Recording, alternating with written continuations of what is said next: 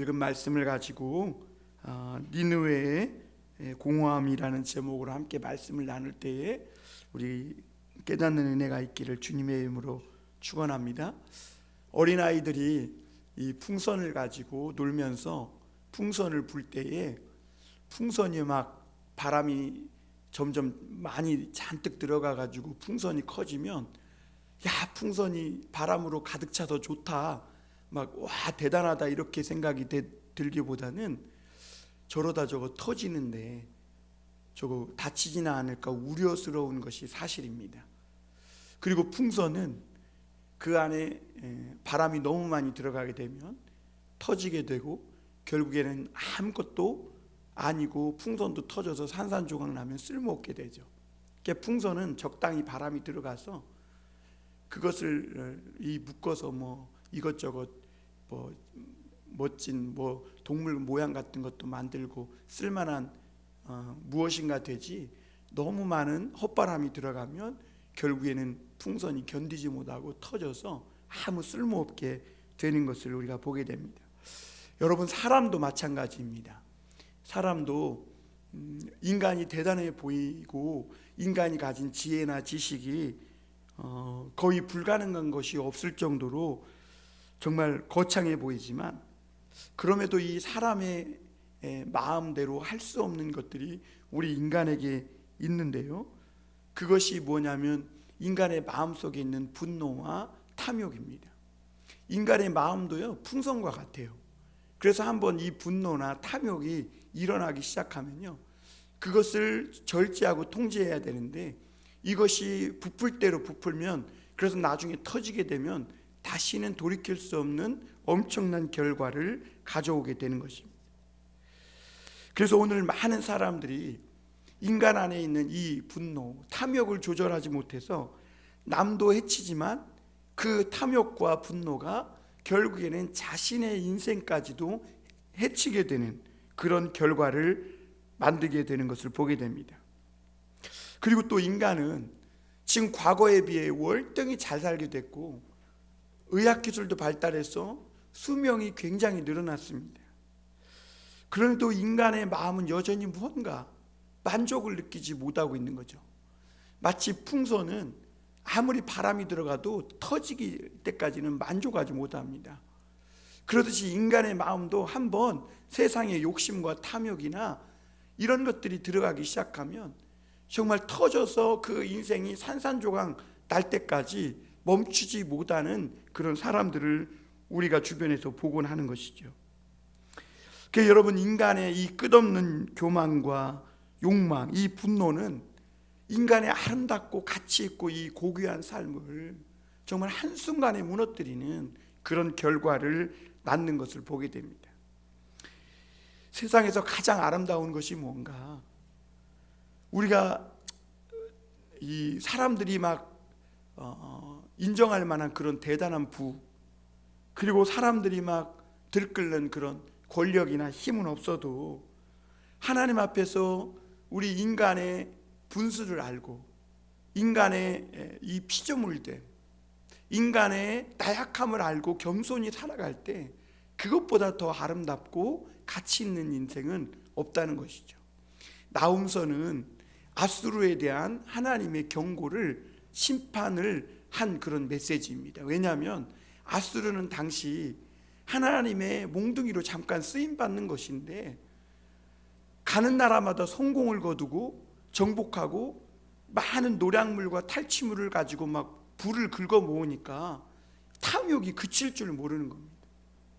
그리고 이 아수르의 헛바람이 들어가 가지고 그냥 이 부풀 대로 탐욕이 부풀고 교만할 대로 교만해져서 결국에는 하나님이 손대시는 그런 수준까지 오늘 올라간 것을 보게 됩니다.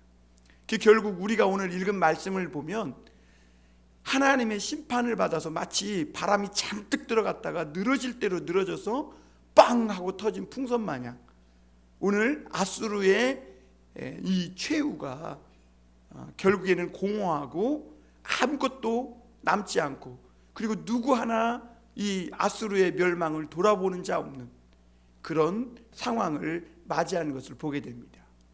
우리가 하나님의 말씀을 볼 때에는 정말 하나님께서 축복해 주시고 칭찬해 주시는 이런 말씀도 귀하지만, 사실 이런 하나님의 이 강한 진노, 그리고 이렇게 교만하고 탐욕스럽고 부풀 대로 부풀어서 결국엔 하나님의 징계를 받아서 멸망해 버린 이런 니느웨와 같은 이런 사건들을 통해 하나님이 우리에게 말씀하시고자 하는 것이 뭐냐면, 이런 일들을 통해 하나님이 우리 인간 안에 있는 이 탐욕과 교만이 한번 중독이 되고 헛바람이 불기 시작해서 부풀 대로 부푸는 것이 얼마나 무서운지, 그런 것들을 우회적으로 우리에게 가르쳐주고 있는 거죠.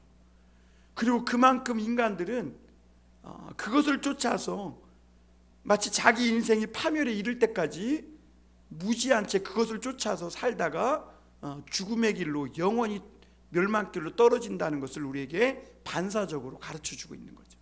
그래서 하나님은 이런 일들을 통해 너희들도 그렇게 될 거야 라고 악담식으로 저주를 퍼붓기 위해서 이런 말씀을 우리에게 주시는 게 아니라, 오히려 하나님은 우리가 그런 길로 나아가고 있는 우리들을 구원해 주기를 원하시는 거예요.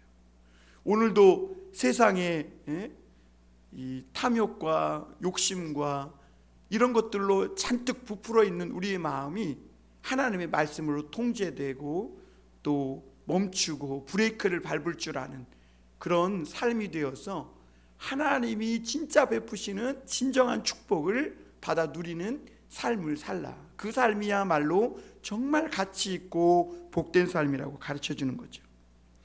오늘도 니느웨의 이 공허함에 대해서 하나님은 비유로 말씀하시는 것을 볼 수가 있는데요. 여러분, 우리가 어린아이들이 바닷가에 가면 이 모래성을 쌓습니다. 그 모래성을 처음에 막 크게 쌓아요. 그러면 거창하고 정말 대단해 보여요. 그런데 아무리 모래성이 거창해도 대단해 보여도 한번 파도가 휩쓸고 지나가면 거기에는 아무것도 남지 않습니다. 여러분, 오늘 하나님은 지금 아수르를 통해 그렇게 말씀하고 있는 거예요. 아수르가 휘두르던 이 절대 권력, 아수르가 긁어 모았던 이 엄청난 부, 그것을 뭐에 비유하고 있냐면 큰 연못에 비유하고 있어요. 큰 연못에. 그리고 너무 많은 부, 너무 많은 힘, 권력이 한 곳으로 모이면 그것이 연못과 같기 때문에, 여러분, 연못은 어때요? 연못이라는 것은요, 한정없이 많은 물을 받아서 담을 수 있는 것이 아니에요. 어느 정도 수위가 차면 더 이상 받아들이면 안 돼. 흘려보내야 되거든요. 그런데 아수르가 그냥 욕심에 중독돼 가지고 너무 많은 권력과 힘과 불을 긁어 모으기만 했을 때 결국에는 그 뚝이 터져 가지고 그 연못에 모든 물이 다 빠져나가고 그 밑바닥이 드러나게 되는 그런 것에 비유하고 있음을 보게 됩니다. 오늘 8절 말씀 한번 보겠습니다. 2장 8절입니다. 니느웨는 예로부터 물이 모인 못 같더니 이제 모두 도망하니 서라 하나 돌아보는 자가 없도다. 이렇게 말해요. 니느웨를 물이 많이 모인 못과 같다는 거예요. 여러분, 물이 많이 모인 못은 어때요? 그 안에 보면 물고기도 많고 정말 연못이 크고 물이 많이 모이면 참 아름답고 보기 좋아요. 그런데 오늘 이 니느웨의 이 물이 한순간에 터지면서 그 물이 다 도망하게 됐다는 거예요. 그리고 그 물이 막 도망칠 때 서라 하지만 막 그 급박한 그 상황을 이야기하고 있지 않습니까? 그러나 누구 하나 돌아보는 자가 없다, 이렇게 말합니다. 니느웨는 물로 둘러싸인 성읍과 같았습니다. 그래서 니느웨 성 주변에 연못 크게 못을 파고 유프라데스 강을 끌어들여서 니느웨 성을 보면 마치 큰 연못 한복판에 떠 있는 그런 섬과 같이 이 남이섬처럼 그런 모습을 하고 있었다는 것이죠. 그리고 그 니느웨는 이 유프라테스의 강물을 막 무한정 끌어들였던 것처럼 힘없고 약한 나라들을 막 침범하고 정복해서 막강한 힘과 권력을 휘두르면서 엄청난 부를 긁어 모았던 겁니다. 그러니까 세계의 많은 재물들이 다 어디로 간 거예요? 니느웨로 다 쏠리고 몰린 거예요. 그래서 다른 나라를 정복하면 닥치는 대로 약탈하고 그 나라를 철저히 폐허로 만든 나라가 아수르였고, 그리고 하나님은 그런 아수르의 모습을 오늘 큰 연못으로 이렇게 비유한 겁니다. 그런데 앞서 말씀드렸던 것처럼 이 큰 연못이 큰 연못이긴 한데 너무 많은 물이 모여가지고 결국에는 그 뚝이 터지게 됐다는 겁니다. 왜 그러냐? 하나님이 이 물이 너무 많이 모여가지고 썩었다는 거예요. 그래서 이 썩은 물을 하나님이 빼내시기로 작정한 겁니다. 여러분, 우리는 모으기만 하면 무한정 많이 모을 수 있을 것 같죠? 우리가 무한정 긁어 모으고요 흘려보낼 줄 모르면요, 그게 썩어가지고 나중에 누가 빼내시냐면 하나님이 빼내시는 거예요. 그리고 하나님이 그 썩은 물을 빼낼 때는요 굉장히 고통스럽습니다. 여러분, 사람도 몸에 암이 걸리면 복수가 차거든요. 그런데 그 복수를 빼낼 때는 굉장히 고통스럽습니다. 그리고 오늘 하나님께서 이 아수르에 이 고였던 많은 물들을 빼내시기 시작하니까 그 밑바닥이 드러나는 거죠. 그리고 그 밑바닥이 드러난 니느웨의 모습은 마치 권력과 부를 다 잃어버린 힘없는 노인과 같은 그런 모습을 연상시키고 있는 걸 보게 됩니다. 여러분, 권력이 있고 막 사람이 돈이 많을 때는요 그 집에 사람들이 막 쉴 새 없이 들락날락해요. 그리고 사람들이 그 앞에 가서 굽신굽신 됩니다. 막 선물도 사들고 가고 그 집에 사람이 발소리가 끊이질 않아요. 그러나 사람이 권력이 떠나고 돈도 잃어버리고 나면 아무도 돌아보는 자가 없는 것입니다. 이것은 뭘 말하냐면 사람의 힘으로 모은 것들, 그러니까 권력이나 인기나 이런 돈이나 명예나 이런 것들은요 한순간에 빠져나가게 되는데, 그것이 빠져나가고 나면 사람들이 거들떠도 보지 않는 거예요. 돌아보는 자가 없는 거예요. 그러니까 사람은요 사람의 힘으로 무언가를 모아서 사람에게 잘 보이려고 하면 안 돼요. 하나님 앞에서 하나님의 의와 하나님의 말씀을 쫓아 아름답게 삶으로 말미암아 거기에 사람이 들끓도록 해야 그런 사람은 영원히 추앙을 받고, 그리고 그 사람은 정말 이 밑바닥으로 떨어질 때도 오히려 불쌍히 여김을 받고 사람들에게 오히려 이렇게 도움을 받을 수가 있게 되는 거예요. 그러나 사람이 긁어모은 힘이나 부나 권력이나 이런 것들로는 그때는 사람들이 많이 북적북적거릴지 모르지만 잃고 나면 개미새끼 한 마리 거기에 얼씬거리지도 않고 사람이 다 떠나가 버리고 마는 것입니다. 그리고 오늘 또 한 가지, 하나님은 이 니느웨를 새끼를 키우고 있는 숫사자와 암사자로 비유하는 걸 보게 됩니다. 11절 12절 말씀 한번 보겠습니다. 이제 사자의 굴이 어디냐? 젊은 사자가 먹을 곳이 어디냐? 전에는 숫사자 암사자가 그 새끼 사자와 함께 거기서 다니되 그것들을 두렵게 할 자가 없었으며, 숫사자가 그 새끼를 위하여 먹이를 충분히 찢고 그의 암사자들을 위하여 움켜 사냥한 것으로 그 굴을 채웠고 찢은 것으로 그 구멍을 채웠도다. 이렇게 말합니다. 여러분, 이 사자는 이 정글의 왕입니다. 사자가 사냥할 때 모든 짐승들은 사냥감일 수밖에 없습니다. 그래서 하나님은 이 막강한 니느웨의 힘을 정글의 왕인 숫사자와 암사자로 비유한 것을 보게 됩니다. 새끼를 키우고 있는 이 사자가 있었는데 그 새끼 키우고 있는 사자들 주변에 짐승이 많아요. 주변에 나라가 많은 것입니다. 그러니까 이 사자는 사냥감이 많으니까 신이 난 거예요. 그러니까 사자는 닥치는 대로 물고 죽이고, 그리고 그 짐승들을 끌어다가 자기 굴에다가 막 쌓아 놓은 겁니다. 그런데 이 사자가 너무 욕심을 부려서 너무 많은 짐승을 사냥하고 너무 많은 시체들을 그 굴에다 쌓아놓다 보니까 다 먹지도 못해가지고 이 시체가 썩어서 이 냄새가 나고, 그래 결국에는 그 새끼들도 그 썩은 시체를 먹고 병걸로 죽게 되고, 결국에는 굴 안에도 시체가 썩고 냄새가 나고 해서 스스로 그 굴에서 이 사자들이 나올 수밖에 없는 그런 상황을 지금 묘사하고 있는 겁니다. 니느웨는 자기 스스로를 사자로 비유한 적이 많아요. 이 사자를 이길 짐승이 없다는 거예요. 그만큼 막강한 나라가 이 니느웨였습니다. 그래서 그들은 닥치는 대로 사냥을 하고 먹고 마셨어요. 그런데 그럴수록 그 자신들이 이 또 다른 더 큰 강한 나라에게 사냥감이 되어가고 있다는 그 사실, 그리고 그 자신 안에 이 니느웨 속에 있는 이 욕심, 탐욕, 이 죄악의 사냥감이 되어가고 있다는 사실은 깨닫지 못한 거죠. 그래서 결국에는 그 니느웨 속에 있는 그 헛된 욕망, 탐욕, 그 교만함이 그 니느웨를 사냥해서 결국 니느웨가 스스로 마치 바람이 잔뜩 들어간 풍선처럼 스스로 자폭하고 자멸하는, 스스로가 스스로를 사냥하는 그런 꼴이 되어버리고 만 것이죠. 하나님은 오늘 이렇게 니느웨를 비유하면서 사람이 어느 정도 이렇게 탐욕과 분노와 이런 것을 통제할 수 없을 때, 그때 스스로 한순간에 몰락할 수밖에 없다는 것을 이 니느웨를 통해 오늘 가르쳐주고 있는 거죠.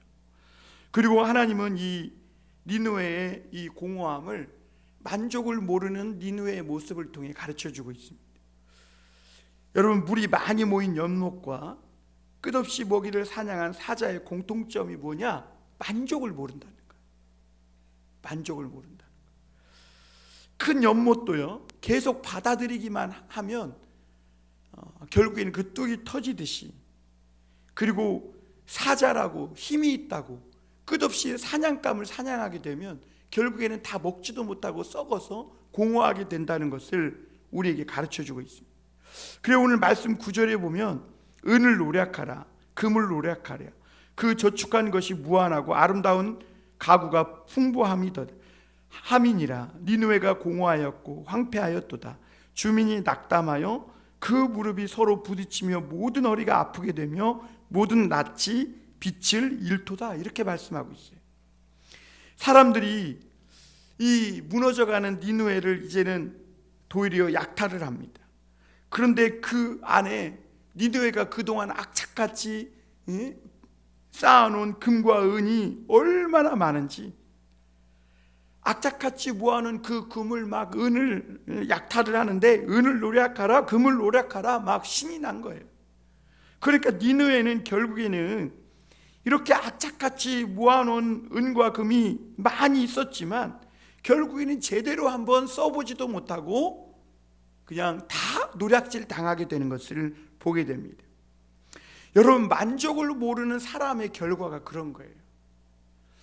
여러분, 사람은 어느 정도 하나님이 우리에게 주셨을 때 그것을 만족하고 또 그 이상의 어떤 무엇인가가 내게 있을 때는 또 다른 누군가를 흘려보낼 줄 아는 그런 삶을 살아야 합니다. 그런데 오늘 니느웨는 다른 나라를 정복하고 노략질하고 약탈하다가 부를 쌓아놓을 줄만 알았지 그것을 한번 써보지도 못하고 결국에는 다 노략질 당하고 만 것입니다. 그래서 여러분, 우리가 이런 니느웨의 공허한 모습을 보면서 사람이 돈만 많다고 행복해지는 것이 아니구나. 사람은 먼저 자기 자신이 만들어져야 된다는 거예요.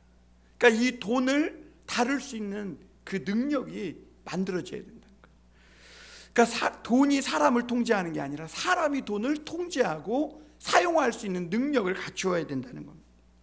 그리고 다른 사람들과 아름다운 관계가 있어야 하고, 무엇보다 사람이 가장 아름답고 행복할 때는 스스로 자기의 이 욕망과 탐욕과 교만을 절제할 수 있는 모습을 보일 때, 그때 가장 가치 있고 아름다운 존재가 된다는 것이죠. 여러분, 지혜로운 사람은 운전하다 보면 자기도 모르게 막 차가 과속을 하게 되거든요. 그러면 그때 브레이크를 밟고 속도를 줄입니다. 왜냐하면 이대로 가다가는 분명히 대형 사고가 날 것을 알기 때문에 그래요. 그런데 욕심에 이 중독된 순간부터 속도감이 없어지기 때문에 사실 엄청난 속도가 가속이 붙었는데도 불구하고 속도감을 느끼지 못하는 그런 사람들이 있어요. 그리고 그 자체가 이미 하나님께서 그 사람을 벌하고 있는 거예요. 자기가 지금 계속 이대로 가다가는 분명히 뻥 터지고 말 건데 욕심에 중독돼 가지고 헛바람에 막 들어가지고 자기가 지금 잘못된 길로 막 가고 있는 것을 모르는 거예요. 그게 엄청난 속도로 가고 있다는 걸 모르는 거예요. 그래서 분위기 한번 내자 이렇게 생각해 가지고 계속 악셀을만 밟고 자기의 목적을 위해서 가다가는 결국에는 큰 사고가 재앙이 터지고 엄청난 결과를 돌이킬 수 없는 결과를 초래하게 되는 거죠. 예수님은요, 우리가 지난 주일날 말씀에서 보았지만 오병이어의 기적을 일으키고 나니까 더 많은 사람들이 몰려들었어요. 그리고 억지로 예수님을 잡아서 왕으로 삼으려고 했어요. 그때 예수님은요, 사람들을 피해 산으로 도망갔어요. 제자들도요, 거기에는 엄청난 위험한 것이 도사리고 있다는 것을 알고 사람이 힘이나 사람이 주는 권력이나 인기나 이런 것들이 만족을 모르는 인간에게 얼마나 위험한 것인지를 알고 제자들도 배 타고 피신시키고 예수님도 산으로 도망가서 기도하시는 것을 볼 수가 있습니다. 왜냐하면 예수님은 이미 인간의 인기나 욕심, 권력이 얼마나 무서운 것인지를 아셨기 때문에, 이것에 한번 중독되면 인간이 만족할 줄을 모르기 때문에 그래요. 그래서 여러분, 오늘도 우리가 부족한 것이 다행이에요. 없는 것이 다행이에요. 여러분, 사람들은요, 이 앗수르가 이 공포와 억압으로 힘없는 나라들을 무찌르고 공포를 조장해서 이 앗수르 앞에 고개를 숙이고 그 무릎을 꿇게 만드니까 사람들이 막 처음에는 많이 몰려든 거예요. 그런데 이 연못의 물이 다 빠지고 나니까 이 앗수르의 그 벌거벗은 모습이 정말 추하고 아무것도 아니다라는 것을 그제서야 깨닫게 된 거죠. 그런데 그때부터 사람들이 배신하기 시작하는 거예요. 여러분, 만족을 모르는 사람의 말로가 어떻게 되느냐, 이렇게 되는 거예요. 여러분, 어느 정도 만족할 줄 알 때 그때 거기에 아름다움이 있게 되는 것이죠. 왜 앗수르가 이렇게 급격히 몰락했는가? 만족을 모르는 교만 때문인 것입니다. 마지막으로 우리가 하나 더 볼 것은, 여러분, 이 모든 것 위에 하나님이 통치하고 있다는 것을 우리는 깨달아야 합니다. 믿는 사람들은 때때로는 이 앗수르와 같은 존재들 때문에 혼란을 겪기도 합니다. 하나님을 믿지도 않는 앗수르가 저렇게 빨리 성공하고 부자가 될 수 있느냐는 거예요. 저런 자가 저렇게 막강한 힘을 갖고 권력을 가진 그 자리에 앉아서 떵떵거릴 수 있느냐는 거예요. 반면에 하나님의 백성들은 고통 가운데 이렇게 살고 있는데 신앙도 별거 아니구나, 야, 하나님이 정말 과연 살아계신가, 회의적인 생각이 들기도 한다는 겁니다. 왜냐하면 믿는 자들이 신앙을 가졌다고, 눈에 보이지도 않는 하나님을 믿는다고 해서 세상은 전혀 알아주는 것이 아니기 때문에 그래요. 그래서 믿는 사람들도요, 그 어떤 고난의 그 시간을 견디지 못하고 차라리 우리도 니느웨처럼 그냥 그런 방법으로라도 성공이라도 하자, 차라리 그게 낫겠다라는 유혹을 받을 때가 많아요. 그리고 실제로 열왕기에 보면 유다의 많은 왕들이, 그러니까 이스라엘의 정통성을 가졌다고 자랑하는 유다의 많은 왕들이 하나님을 버리고 앗수르의 왕과 결탁해서 그렇게 유혹을 받고 앗수르의 길로 쫓아가는 왕들이 많이 있었는데 그 중에 대표적인 왕이 므낫세였습니다. 그러나 그 눈에 보이는 것 너머에 보이지 않는 하나님의 섭리가 작동하고 있음을 믿는 사람들은 기억해야 합니다. 하나님은요, 야생 동물들은요, 자기네들끼리 먹고 잡아먹도록 그렇게 야생 동물처럼 살도록 내버려 둬요. 그리고 하나님은 그 안에도 어느 정도 질서를 정해 주셨어요. 그래서 한 짐승이 다른 짐승을 너무 많이 잡아먹어갖고 먹이사슬이 끊길 것 같으면 하나님은 그보다 더 강한 무언가를 나타나게 해가지고 그 짐승을 사냥하게 만들어서 어느 정도 비율을 조절해 가시는 것을 볼 수가 있습니다. 하나님은 이 세상을 지켜보신다는 거죠. 그래서 어느 정도 수위를 넘고 정도를 넘어서 임계점을 지나칠 때, 그때 하나님은 이 아무리 큰 연못이라도 그 연못에 이 구멍을 내서 그 물을 빼내고 그 안에 있던 사나운 짐승들을 사냥하는 것을 보게 됩니다.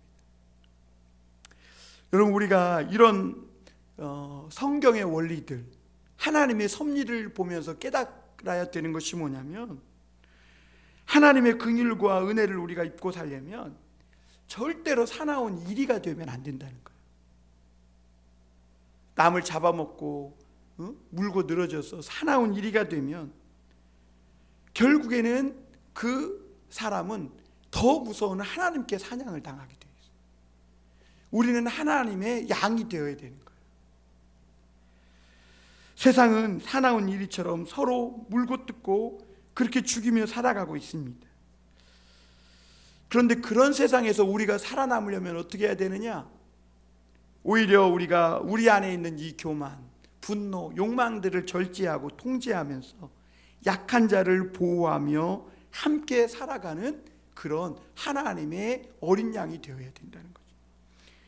그래서 오늘 10절에 보면 이 악한 자들이 자신이 믿고 있던 힘을 잃고 나면 그들이 공허하고 얼마나 황폐해져서 결국에는 정신을 차리지 못하고 낙담하고 낯빛까지 변한다고 이렇게 말씀하고 있는 걸 보게 됩니다. 여러분, 니느웨가 잠깐 힘이 있었던 것은 하나님이 악한 자를 벌하려고 그에게 힘을 줬기 때문에 니느웨가 힘이 있었던 겁니다. 그런데 그걸 모르고 헛된 욕심과 야망을 가지고 결국에는 만족을 모르고 행동하다가 결국에는 하나님의 사냥감이 되어서 무너지게 되는 걸 보게 됩니다. 여러분, 우리가 하나님 앞에서 욕심을 버리고 헛된 야망만 버려도 얼마든지 부족하지 않고 넘치게 살아갈 수가 있습니다. 그리고 하나님은 그런 삶에 복을 주세요. 그래서 시편 기자는 여호와는 나의 목자시니 내가 부족함이 없다. 물론 우리가 하나님 앞에 최선을 다해 살아가야 하지만, 그러나 우리 마음에 그칠 줄 모르는 이런 탐욕과 이런 교만과 욕심에 사로잡혀서 중독돼서 그렇게 기분을 내키듯이 살아가다가는 내게 힘이 있다고, 내게 좀 능력이 있다고 그렇게 닥치는 대로 막 살아가다가는 결국에는 하나님이 그 대적자가 되어서 돌이킬 수 없는 엄청난 그런 참 인생의 뼈아픔을 겪게 된다는 것이죠.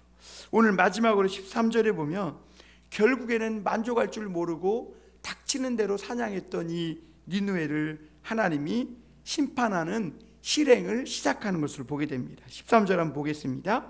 만군의 여호와의 말씀에 내가 내 대적이 되어 내 병거들을 불살라 연기가 되게 하고 내 젊은 사자들을 칼로 멸할 것이며 내가 또 내 노력한 것을 땅에서 끊으리니 내 파견자의 목소리가 다시는 들리지 아니하리라 하셨느니라. 여기 보면 하나님께서 내 대적이 된다. 여러분, 하나님을 원수 삼고 살아남을 자가 누가 있겠어요? 지금까지 하나님은 아수르의 성공을 그냥 지켜보시고 아수르가 악을 행해도 하나님이 어느 정도 참고 그리고 돌아올 때만 기다리고 계셨어요. 그러나 이 아수르가 노략질한 이 부로 너무나 많은 욕심을 부리면서 자기의 굴을 채우고 연못을 가득 채워서 막 넘치고 위험스럽게 되었을 때 하나님은 그 아수르를 심판하실 때가 되었다고 말씀하시면서 그 아수르의 이 넘치는 악과 교만을 심판하시는 것을 보게 됩니다. 여러분, 하나님은 높은 산은요 밟아 낮추시고요 낮은 골짜기는 도두어서 평탄케 하시는 하나님이세요. 여러분, 우리가 늘 무엇인가 약하고 부족한 문제가 있다는 것, 그것은 다행인 거지 비참하거나 고통스러운 게 아니에요. 왜냐하면 그래야 하나님이 채워주셔서 평탄케 하거든요. 오히려 우리가 너무 분수에 넘쳐서 교만해지면 하나님이 이렇게 밟아서 낮추실 때가 오는 거죠. 세상에서 악한 자가 잘 되는 것을 그러므로 너무 부러워할 필요가 없다는 거죠. 세상 사람들이 뭐 얼마 벌었네, 무슨 몇 평짜리 집을 샀네, 이런 소리에 혹할 필요가 없다네. 믿는 자들은 하나님 한 분만 만족으로 나의 만족을 삼고 하나님이 주신 것에 만족하며 살아가면 그것에 부족함이 없다는 거죠. 하나님 없이 잘 되는 것은 연못에 너무 많은 물이 모여서 고이고 썩는 것과 같아서 결국에는 터지고 재앙의 날이 오게 된다는 것이죠. 니느웨를 보며 우리는 세상에서 많은 것을 가지는 것이 행복이 아니라는 것을 깨달아야 할 필요가 있습니다. 그 모든 많은 것이 우리가 재앙을 당해서 하루아침에 무너지면 무슨 소용이 있겠습니까? 그리고 여러분, 사람이 분에 넘치게 너무 많은 것을 모아봐야 사람이 한 번에 옷 10벌을 껴입는 거 아니잖아요. 사람이 아무리 돈이 많고 그래서 맛있는 음식을 먹는다고 해서 하루에 수백 끼를 먹을 수 있습니까? 아무리 우리가 넘치는 돈이 있어서 아무리 좋은 음식을 100번 1000번 차려도 우리 인간이 먹을 수 있는 한계 이상은 못 먹는 거예요.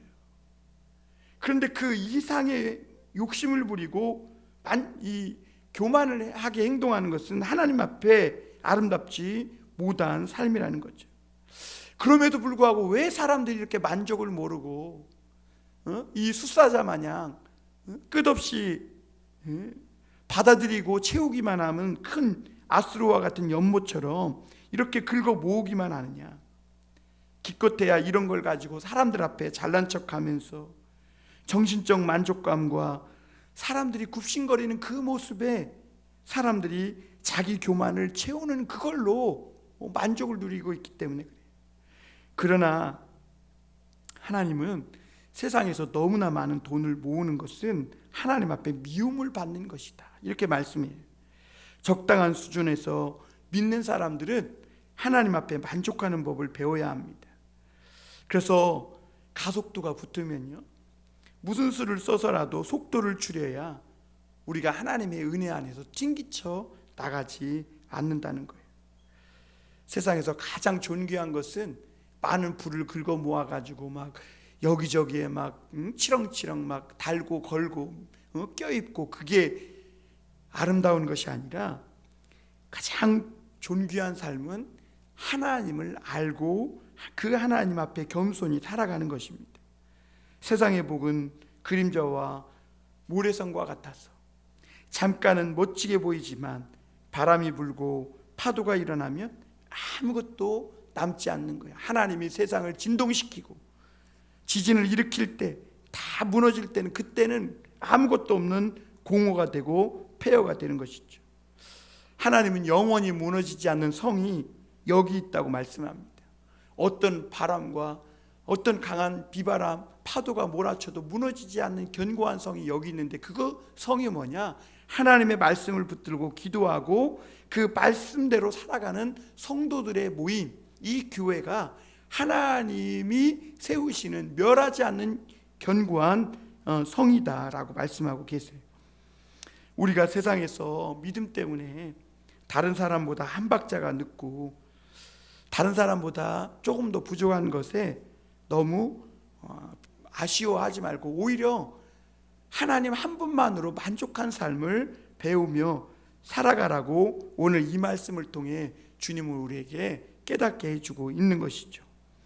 여러분, 우리가 세상을 두려워하기보다 하나님을 두려워하고 그리고 하나님 한 분만으로 만족을 삼고 하나님만이 나의 복이다, 이렇게 믿고 하나님 우리 안에 세상의 것으로 그칠 줄 모르는 욕심으로 터질 줄 모르고 끝없이 채우려는 이 욕심과 교만을 갖기보다 오늘도 하나님이 주신 것에 만족하며 감사하며 하나님만이 나의 복입니다 라고 고백하며 살아가는 저와 여러분들이 다 되시기를 주님의 이름으로 축원합니다. 기도하겠습니다. 사랑과 은혜가 풍성하신 하나님 아버지, 감사합니다.